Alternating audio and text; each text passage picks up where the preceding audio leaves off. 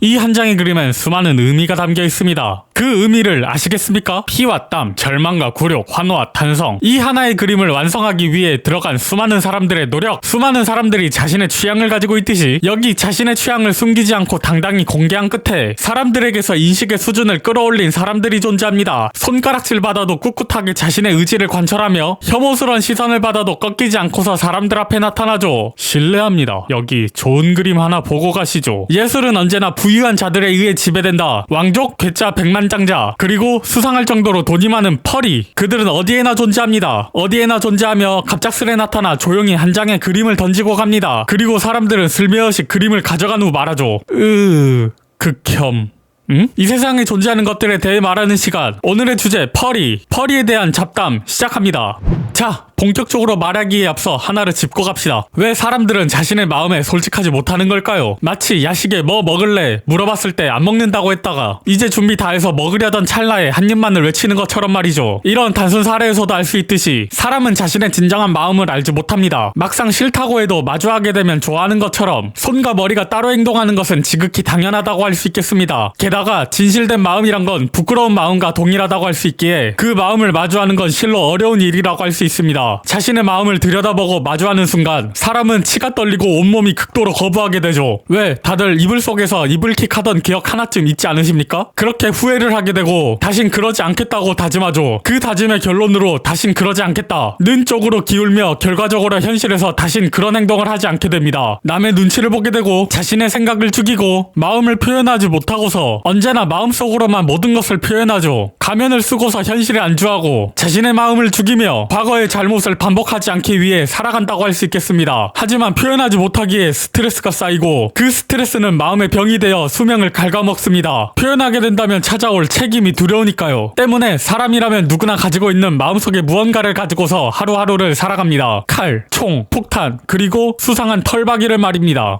모든 일에는 이유가 있다. 보통과는 다른 취향을 가지게 될 때는 계기가 있는 법입니다. 그리고 그 계기는 당연하게도 현실에서 찾을 수 있겠죠. 여자에게 질리면 남자에게로, 남자에게 질리면 여자로 눈을 돌리듯이 말이죠. 그럼 2D는 현실에서 상처를 받았기 때문이라고 자연스럽게 생각할 수 있겠습니다. 혹은 현실에서 만날 기회조차 2D는 질리지 않기에 현실로 눈을 돌리지도 않죠. 그러면 간단합니다. 2D에서도 현실과 마찬가지로 자신의 취향을 찾게 되고 그 취향 역시 앞선 계기를 통해서 자신이 좋아하는 분야를 찾아가게 됩니다. 한 가지 예를 들자면 교복 패티시의 경우 보통 학창시절 연애를 못해봤기에 생긴 로망이 발현된 결과라고 할 수 있으니까요. 즉 2D에서도 인간을 넘어 동물로 가는 경우엔 인간 자체에 혐오가 있을 경우란 소리죠. 주로 사람을 상대하는 직업군들에게서 그 경향이 클 테지만 사람마다 역치는 다르기에 단순히 일을 하는 직장에서 인간에게 혐오를 느낄 수 있을 겁니다. 학창시절이나 유년시절에 인간으로부터 크게 마음을 다친다면 두말할 것도 없고 그럴 때 애완동물을 통해 힐링을 하는 경우가 있습니다. 운동을 하라느니, 사람을 만나라느니, 취미를 가지라느니 100명 중 몇 사람이나 실천할까요? 시간이 없기도 하고 건강한 활동을 하기에는 심신이 너무나도 지쳐 바깥으로 나가고 싶지 않아 하죠. 치유는커녕 힘든 하루를 마치고 집에 돌아왔을 때 언제나 있는 적막함, 누구도 반겨주지 않는다는 사실을 깨닫고서 느껴지는 극도의 외로움, 나를 제외한 모든 사람이 행복하다고 느껴지고 나만이 불행하다고 느껴지는 나날들, 그 속에서 강아지나 다른 애완동물들이 달려나와 환영해준다면 그것만큼 기쁜 건 없죠. 사람에게서 다친 마음의 상처를 치유해주는 애완동물을 보고 있자니 한번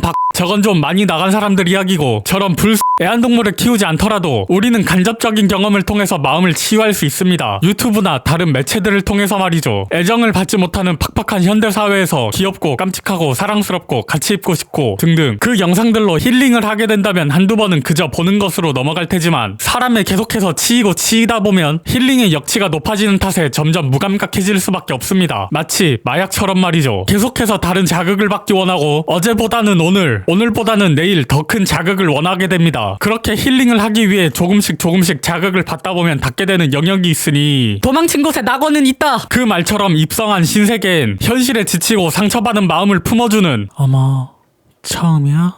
그런 곳에 있지 말고 들어올래? 수상할 정도로 돈이 많은 자들. 이렇게 또 한 사람의 애호가가 양산됩니다. 이제 아시겠습니까? 이 그림이 의미하는 바를. 이 그림 한 장엔 수많은 사람들의 애환과 슬픔과 절망, 사랑과 애정, 기쁨과 슬픔, 그리고 이 그림을 당당히 내보이기 위해 노력한 수많은 사람들의 피와 땀, 현실에서 치유받지 못한 사람들의 인생. 이제 좀 보이지 않나요? 상처받은 마음을 이겨내고 당당히 활동하는 우직함이 보이지 않냐 이 말입니다. 그저 펄이란 이유로 멸시하던 게 부끄러워지지 않습니까? 그 멸시를 받으면서도 그들은 꿋꿋하게 인식의 개선을 위해 노력해왔다는 사실. 그런 노력을 할 때 멸시만 하던 사람들은 자신의 마음을 표현하기 위해 노력이라도 했습니까? 상처받은 마음을 숨기고자 노력했을 것이고 의미 없이 시간을 보내며 자신의 처지를 합리화하진 않으셨나요? 하찮은 것을 좋아한다고 멸시함으로써 우월감을 느끼진 않으셨습니까? 자신이 좋아하는 것을 인식을 바꾸기 위해 노력하는 사람, 정리하죠. 왜 그들은 저런 털들을 좋아하는가가 아닙니다. 왜 그들은 저런 털들을 좋아할 수밖에 없는가로 접근해야 하는 게 맞다는 소리죠. 앞서 말했듯 건강한 활동이 되었고 같은 취미를 공유하는 사람들을 만났으며 삶의 활력소로서 더 건강한 삶을 살게 되었는데 그것이 정녕 혐오의 시선을 받을 만할까요?